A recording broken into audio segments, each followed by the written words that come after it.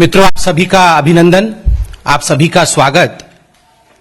और जब मैं अब अभिनंदन कर रहा हूं आप सभी का, तो याद आता है वो एपिसोड 2019 के फरवरी महीने में, जब विंग कमांडर अभिनंदन उन्होंने अपने शौर्य से किस प्रकार हिंदुस्तान के संप्रभुता की रक्षा की थी और किस प्रकार अभिनंदन जी ने पाकिस्तान को मजा चखाया था और किस प्रकार अभिनंदन जी हिंदुस्तान वापस आए थे। एक हीरोइक वेलकम उनका हुआ था।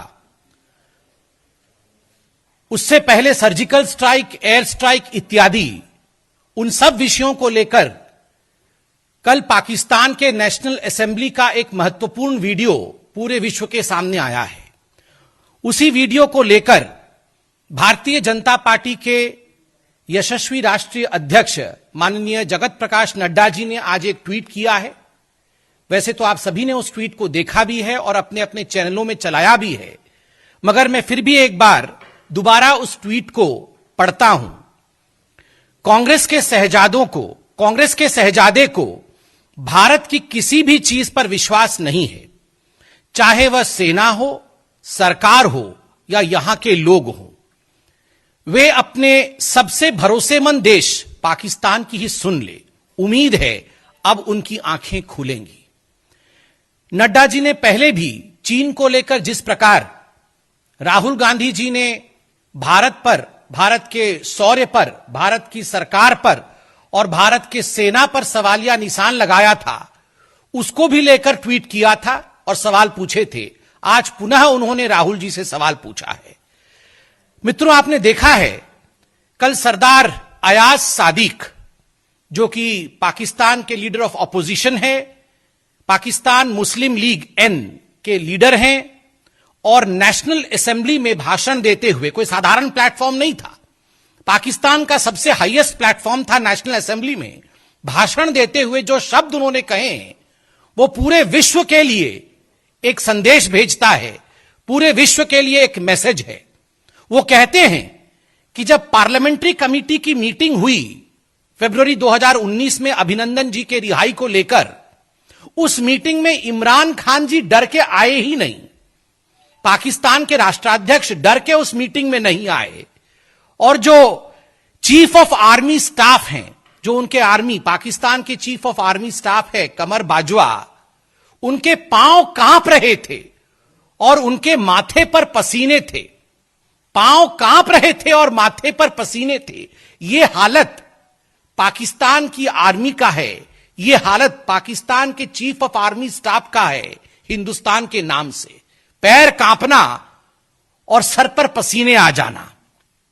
और तो और उसी मीटिंग में अयाज सादिक कहते हैं कि हमें शाह महमूद कुरैशी, जो फॉरेन मिनिस्टर हैं, जो विदेश मंत्री हैं, उन्होंने डर के हमें इंफॉर्म किया कि जल्दी से अभिनंदन जी को रिहा कर दो, खुदा का वास्ता है, मैं कोट कर रहा हूं, खुदा का वास्ता है, अब इन्हें जाने दो, क्योंकि 9 बजे हिंदुस्तान अटैक करने वाला है। खुदा का वास्ता है, क्योंकि 9 बजे हिंदुस्तान अटैक करने वाला है। आप देखिए मोदी जी के नेतृत्व में किस प्रकार हिंदुस्तान के सेना की, भारत के शौर्य का किस प्रकार वहां पाकिस्तान में खौफ है, डर है।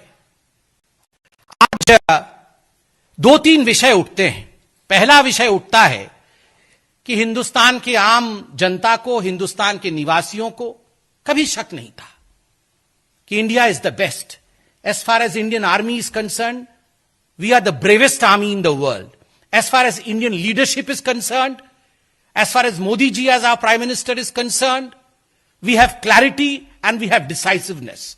मोदी जी के अंदर एक क्लैरिटी है, एक विजन है, दूरदर्शिता है, और भारत को आगे कैसे बढ़ाना है, आतंकवाद को कैसे रोकना है, पाकिस्तान से कैसे निपटना है, विस्तारवादी शक्तियों से किस प्रकार से पेश आना है, इन सब विषयों को लेकर मोदी जी में एक क्लैरिटी है, एक दूरदर्शिता है। वहीं भारत में दुख का विषय है कि एक ऐसा विपक्ष है और एक ऐसा नेता है जिसे आदरणीय नड्डा जी ने शहजादे के नाम से पुकारा है। एक ऐसा शहजादा है जो कभी कभी हिंदुस्तान का शहजादा कम और पाकिस्तान का शहजादा ज्यादा नजर आता है। और मैं ये मजाक में नहीं कह रहा, वो पाकिस्तान का शहजादा ज्यादा क्यों नजर आता है उसके पीछे भी तथ्य हैं। सर्जिकल स्ट्राइक हिंदुस्तान करता है, पाकिस्तान के छक्के छूट जाते हैं और शहजादा जो है वो सवालिया निशान हिंदुस्तान की आर्मी के ऊपर, हिंदुस्तान के आर्मी के प्रेस कॉन्फ्रेंस के ऊपर लगाता है। और जो फ्रेज शहजादा इस्तेमाल करता है वो फ्रेज, वो मुहावरा है खून की दलाली। मतलब सर्जिकल स्ट्राइक खून की दलाली थी, शर्मनाक है। एयर स्ट्राइक होता है, एयर स्ट्राइक के बाद शहजादे कहते हैं कुछ नहीं हुआ है, मोदी जी ने कुछ नहीं किया है। सेना के ऊपर शहजादे के लोग इस प्रकार की टिप्पणी करते हैं सेना के अध्यक्ष के ऊपर कि ये सड़क के गुंडे हैं। एक तरफ हमारे सेना के अध्यक्ष को देखिए, हमारे सीडीएस को देखिए, उनके शौर्य को देखिए। उन्होंने बार बार कहा है कि हिंदुस्तान हर फ्रंट में जवाब देने के लिए तैयार है और हमेशा हम मुंह तोड़ जवाब दे सकते हैं और दिया भी है। और दूसरी तरफ उनके chief of army staff, Pakistan के चीफ ऑफ आर्मी स्टाफ को देखिए, पैर कांप रहे हैं, पसीने छूट रहे हैं। राहुल जी, आप पैर कांपने वालों के साथ क्यों हैं? पसीने छूटने वालों के साथ क्यों हैं? आप उनके साथ क्यों नहीं हैं जिनके पांव जमे हुए हैं, जिनका पसीना निकलता नहीं, जो पसीना छुटवाते हैं? आप वैसे हिंदुस्तान की आर्मी के साथ क्यों नहीं है? मणिशंकर अय्यर को भेजा था, इस शहजादे ने मणिशंकर अय्यर को भेजा था पाकिस्तान में। पाकिस्तान में जाकर मणिशंकर अय्यर ने कहा था अब तो मोदी की सरकार को गिराना होगा। आज मैं शहजादे से कहता हूं, आज नड्डा जी ने शहजादे से पूछा है, अब तो आपकी आंखें खुली होंगी शहजादे, अब देख लीजिए वो क्या हमारी सरकार गिराएंगे। वो तो खुद गिरे पड़े हैं, वो तो खुद गिरे पड़े हैं, वो कैसे गिराएंगे। सलमान खुर्शीद शहजादे के राइट हैंड है, गांधी परिवार के खास मित्र हैं। सलमान खुर्शीद जाके पाकिस्तान में शहजादे के इशारे पर कह रहे थे कि देखिए इंडिया तो पीस नहीं चाहती, मोदी जी पीस नहीं चाहते हैं, मगर पाकिस्तान वांट्स पीस। इसलिए मैं कह रहा था कि जब मैं कहता हूं कभी कभी ऐसा लगता है, प्रतीत होता है कि यह शहजादा हमारा नहीं, यह शहजादा कांग्रेस का नहीं, कभी कभी यह पाकिस्तानी शहजादा लगता है। इसके पीछे कारण है और शशि थरूर को भूला नहीं जा सकता है। अभी चंद दिनों पहले बिहार के चुनाव आरंभ हुए तो रैली संबोधित कर रहे थे शशि थरूर जी, वर्चुअल रैली लाहौर में रैली संबोधित करते हुए, वहां पर भाषण देते हुए भारत को लेकर कंप्लेंट कर रहे थे और कह रहे थे भारत अपने मुसलमान भाइयों के साथ अत्याचार करता है, भारत कोविड को मैनेज नहीं कर पाया, भारत अपने उत्तर पूर्वी नॉर्थ ईस्ट बंधुओं के साथ अत्याचार कर रहा है, उनके साथ डिस्क्रिमिनेशन कर रहा है। पाकिस्तान में कंप्लेंट कर रहे थे। शशि थरूर जी, आप तो वो व्यक्ति हैं जो हमें हिंदू पाकिस्तान, हिंदू तालिबान और इत्यादि कहते हुए पाकिस्तान से कंपेयर करते हो। आप देख रहे हैं जिस पर आपके शहजादे का सबसे अधिक भरोसा था, इमरान खान, कमर बाजवा, शाह महमूद कुरैशी, वो सब थरथरा रहे हैं, पसीने निकल रहे हैं, पांव जमीन पर टिक नहीं पा रहे हैं। और बंधुगण, नवजोत सिंह सिद्धू को कैसे भूल जाएं? हमने कहा था मत जाओ मत जाओ मत जाओ, फिर भी जबरन गए थे और कह रहे थे बाजवा जी से गले मिलके, जीवे जीवे मेरा यार बाजवा, मेरा प्यार बाजवा, मेरा सब कुछ बाजवा। ये सब ऐसे ही कह रहे थे, ये सब शहजादे के कहने पर कह रहे थे। सिद्धू जी, क्या हुआ आपके यार और प्यार बाजवा का? पैर थरथरा रहा है आपके यार का, पसीने छूटे हुए हैं आपके यार के। कांग्रेस पार्टी आपका यार और किसी काम का नहीं है। और ये जो जीवे जीवे पाकिस्तान, जीवे जीवे मेरा यार, इस प्रकार के आप वहां आलाप प्रलाप कर रहे थे, आप देखिए आज पाकिस्तान की क्या हालत है। मुझे दुख के साथ कहना पड़ रहा है राहुल जी कि जिन विषयों पे कोई प्रेस कॉन्फ्रेंस नहीं होना चाहिए, जिन विषयों पे देश एक मत होना चाहिए, देश में एक पेज पे हम खड़े होने चाहिए, उन विषयों को आपने डिवीजन का विषय बनाया।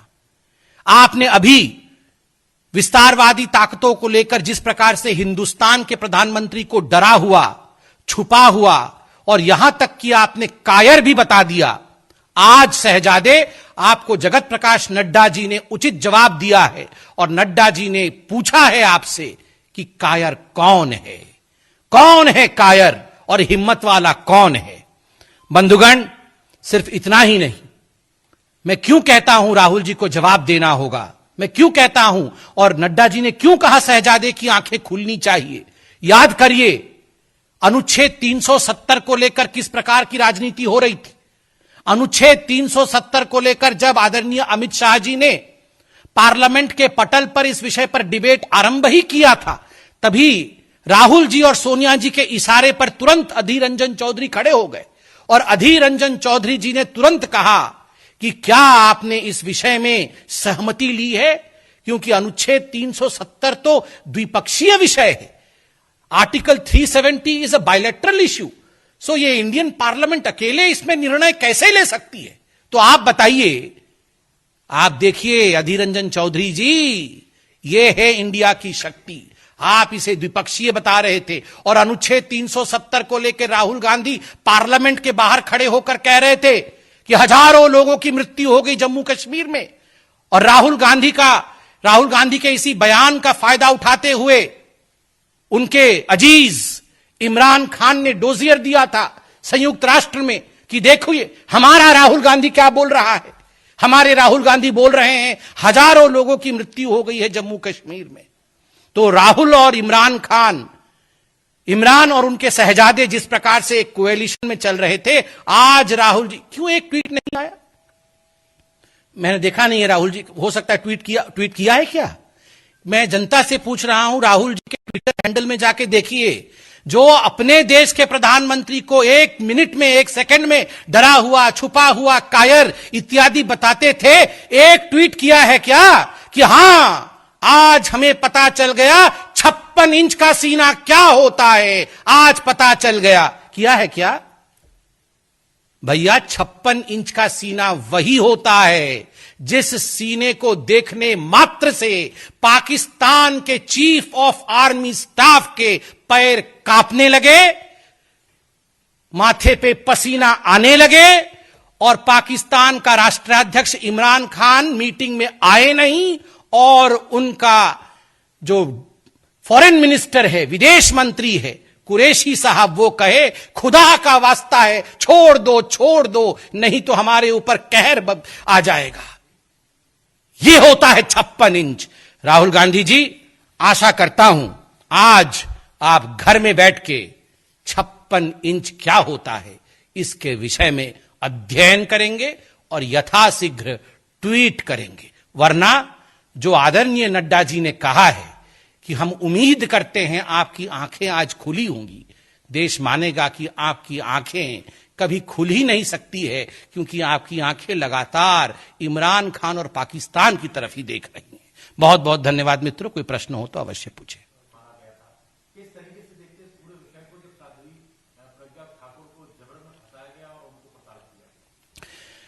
देखिए, जहां तक हिंदुओं के ऊपर अत्याचार और हिंदुओं का विरोध करने का विषय है, इसमें कोई दो मत नहीं है कि कांग्रेस पार्टी ने 70 वर्षों में जिस प्रकार सेक्युलरिज्म के पीछे छुपते हुए तुष्टीकरण की राजनीति को आगे बढ़ाया है, उसी का नतीजा आज कांग्रेस पार्टी भुगत रही है। हिंदू आतंकवाद, हिंदू टेररिज्म, सैफरन टेररिज्म, ऐसे शब्दों का प्रयोग न केवल कांग्रेस पार्टी के शहजादे अपितु उस समय के प्रधानमंत्री के सामने उस समय के गृहमंत्री ने किया था। तो कहीं ना कहीं इन शब्दों को मेन स्ट्रीम करके हिंदुओं को आतंकित करने का प्रयास किया जा रहा था कांग्रेस पार्टी द्वारा, हिंदुओं को बदनाम करने का प्रयास किया जा रहा था, किंतु आज पूरा विश्व जानता है कांग्रेस पार्टी की सच्चाई को। धन्यवाद।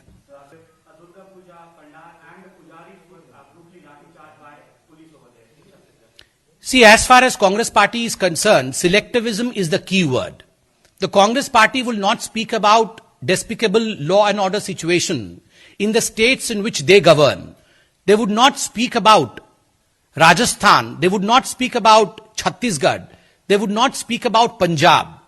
but in fact they would carry out all kind of photo opportunity in other states in which we have other governments so that they can malign other governments. Ironically, it is this selectivism which has taken down the Congress party. And of course, as far as attack on Durga Puja in Chhattisgarh is concerned, it is quite condemning. We condemn the incident and an investigation should be put into it. See, as far as the gold scam in Kerala is concerned, there is no doubt that is one of the most important scams of the recent times. And recently we had the MOS Foreign Affairs, Muralidharan ji, who held a press conference to the same effect. He had demanded certain questions then as to why should the buck not stop at the doorstep of the chief minister. Because we had learned that the chief accused herself had said that whatever was happening with the knowledge of the chief minister. The chief minister knew that she was appointed in the IT park. The chief minister knew that in fact she was in the consulate.